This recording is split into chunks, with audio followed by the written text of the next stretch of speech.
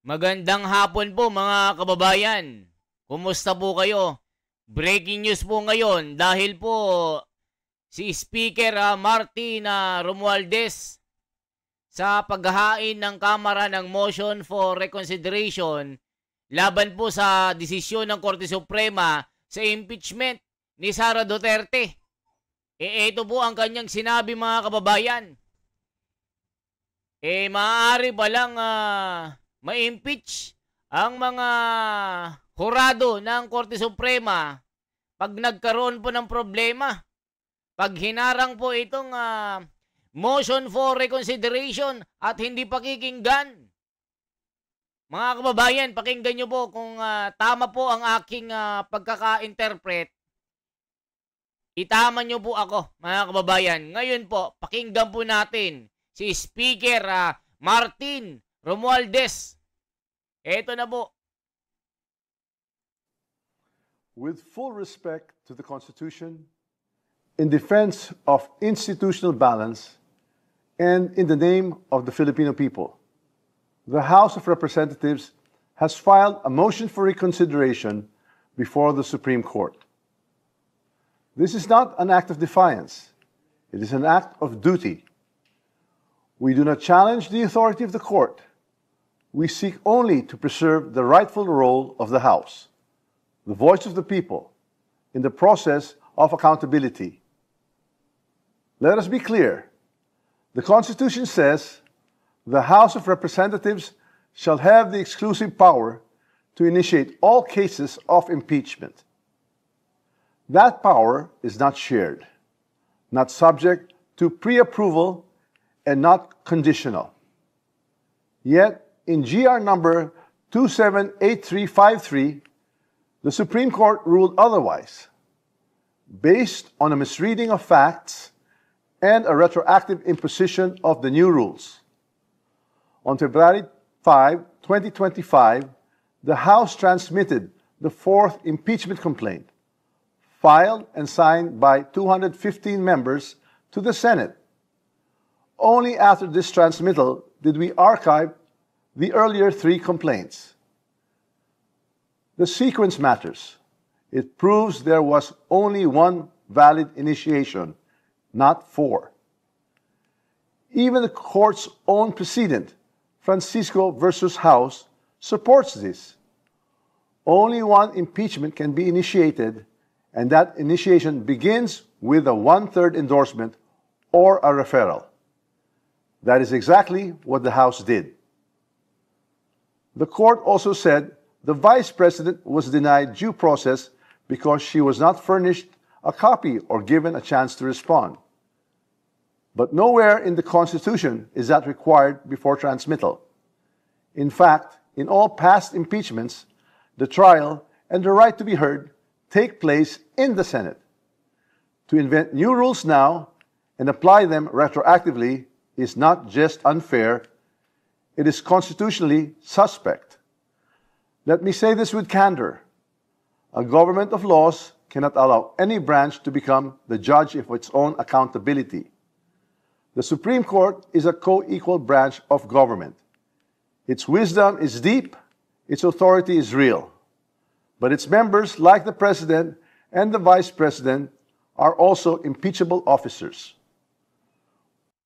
O yan mga kababayan, kagaya lang din daw ng Vice President at Pangulo ang mga nasa Korte Suprema na pwede ring ma-impeach. Naku po mga kababayan, eto na po, digmaan na po talaga ito. When the court lays down rules for how it or others like it may be impeached, it puts itself in the dangerous position of writing conditions that may shield itself from future accountability. That is not how checks and balances work. We filed this motion for reconsideration not to provoke, but to protect. Not to assert supremacy, but to restore balances.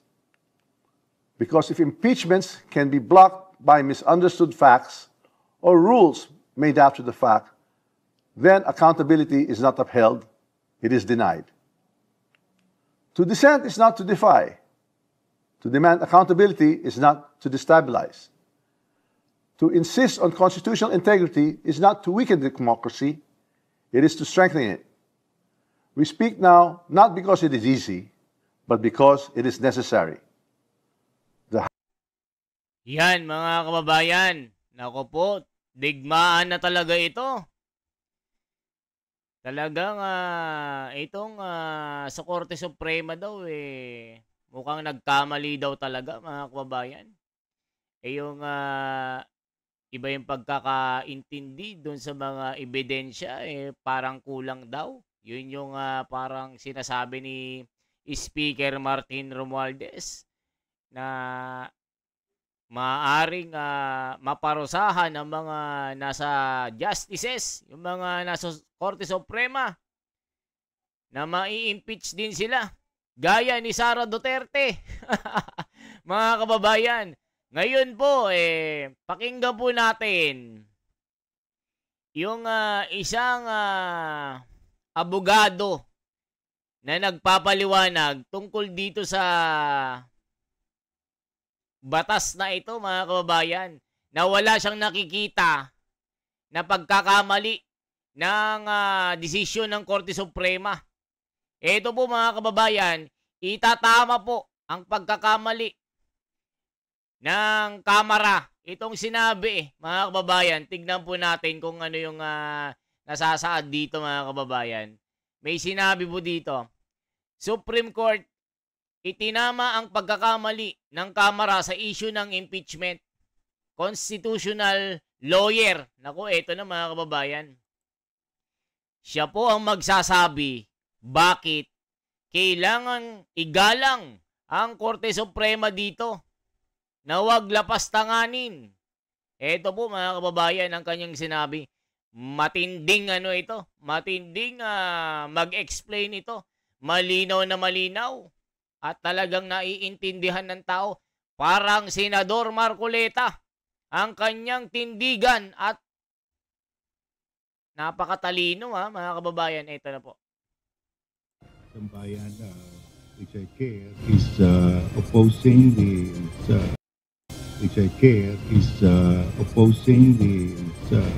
disagreeing with the position of the Supreme Court. Marami ang tutol sa naging desisyon ng Korte Suprema sa pagdeklarang labag sa konstitusyon ang articles of impeachment na inihain laban kay Vice President Sara Duterte. Isa na rito ang mismong dating miyembro ng SC na si retired Senior Associate Justice Antonio Carpio. Kabilang sa kanilang tinututulan ang paglalabas ng requirement ng hukuman sa paghawak ng impeachment complaint. How can you comply with a requirement that never existed when you performed the act? Ngunit ang batikang constitutional lawyer na si Attorney Ernesto Francisco Jr.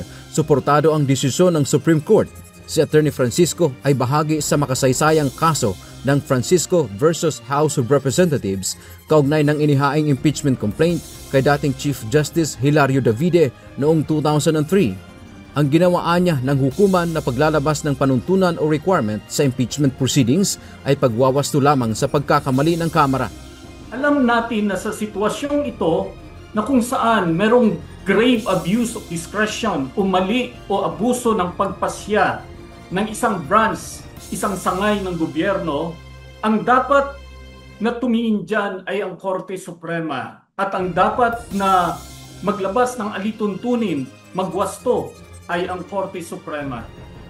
Dagdag pa nito, hindi totoo ang sinasabi ng mga kritiko o tumutuligsa sa hukuman na nagkaroon ng judicial overreach o nakialam ang kataas-taasang hukuman sa trabaho ng Kamara. Paliwanag nito, ang alituntunin o rules ng House of Representatives ay saklaw ng hukuman kapag may nakitang paglabag sa konstitusyon. O ayan mga kababayan, di ba? Napakalinaw po ang pagpapaliwanag ng isang constitutional lawyer na pagka meron nang nakikita ang Korte Suprema na itong paglabag at grave abuse of discretion mga kababayan gaya ng Kamara, dito na po pumapasok ang kapangyarihan na saklaw ng mataas na hukuman mga kababayan. Ito po ang sinasabi ng grave abuse of discretion mga kababayan.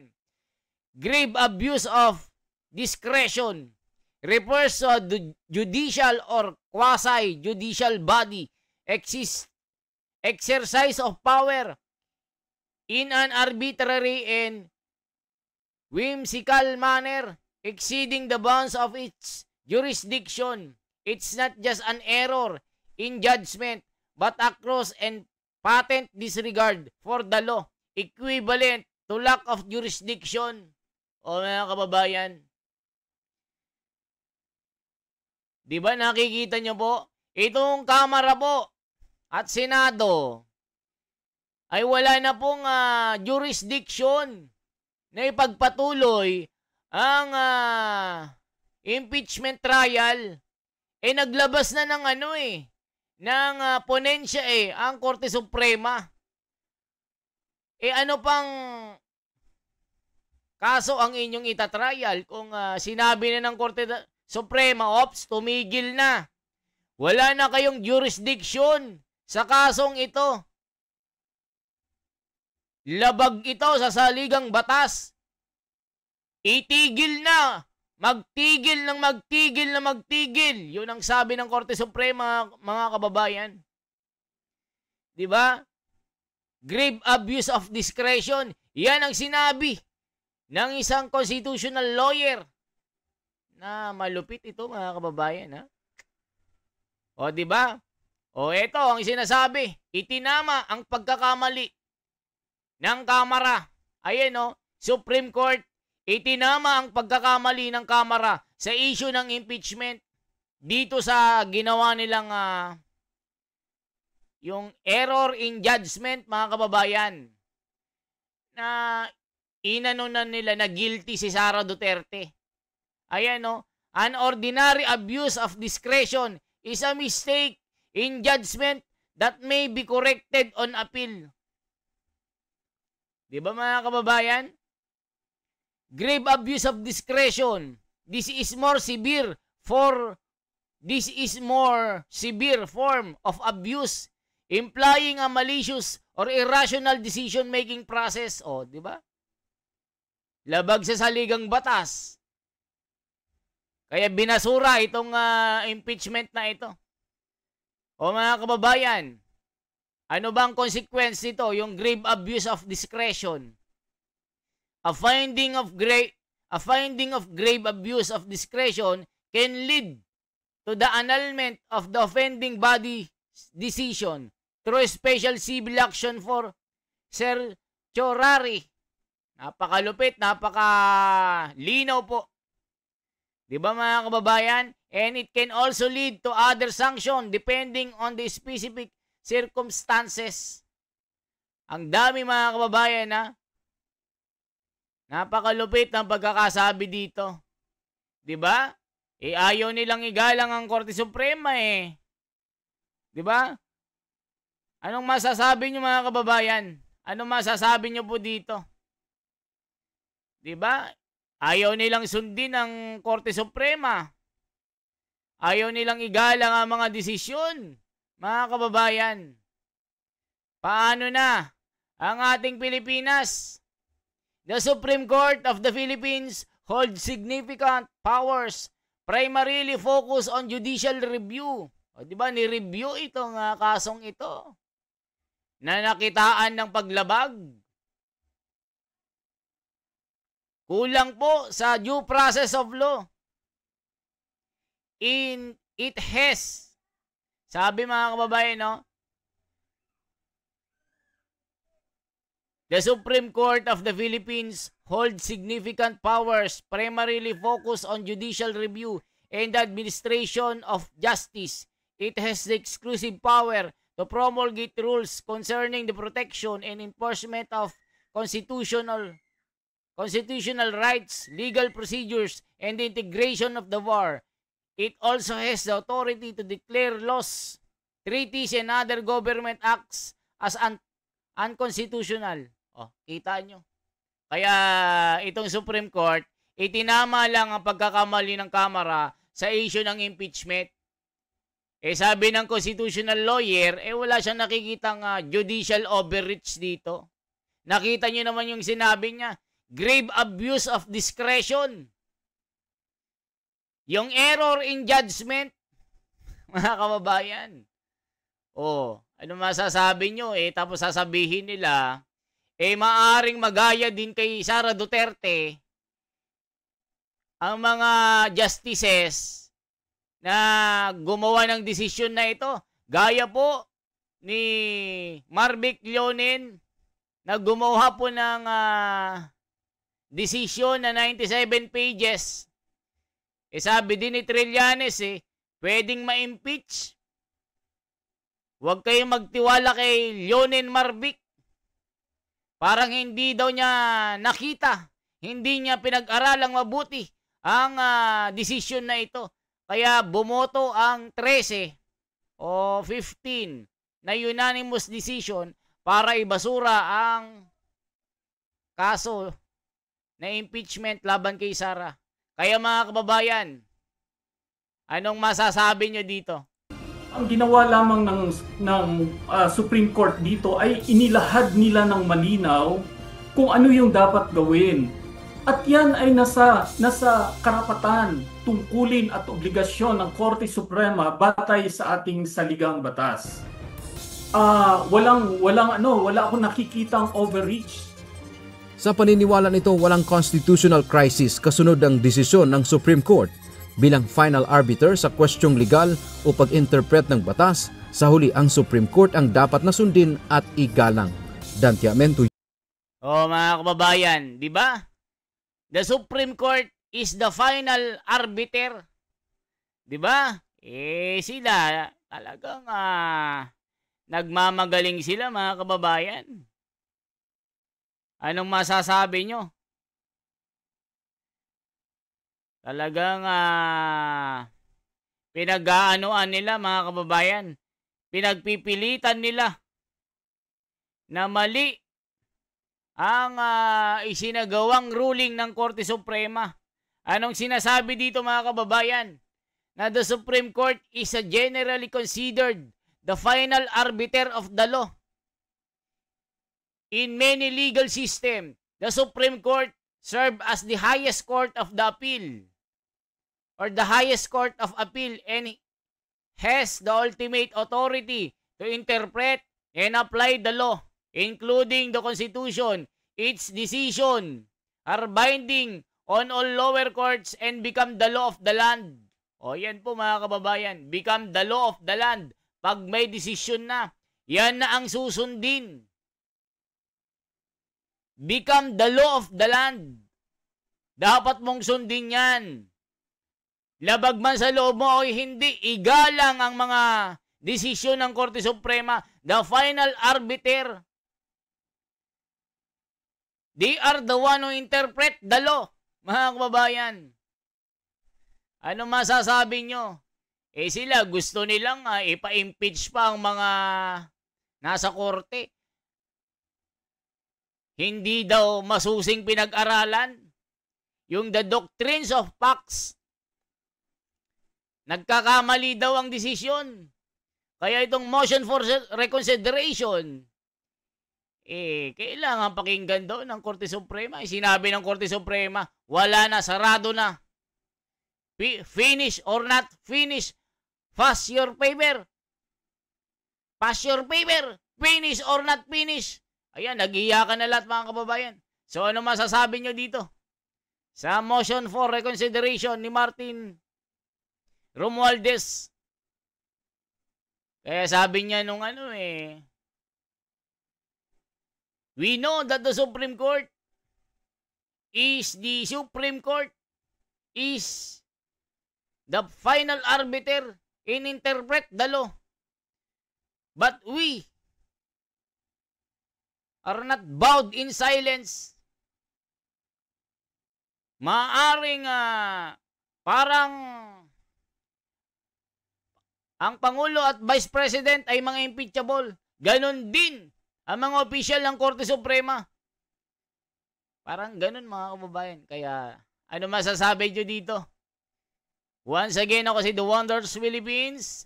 One like, one share, one subscribe. Mag-join button na rin kayo sa ating community. Salamat po. Mabuhay, mga kababayan.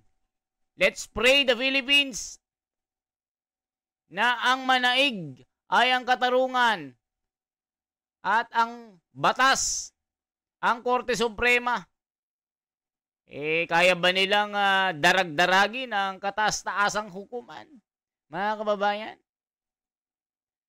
kayo na bang humusga? Salamat po.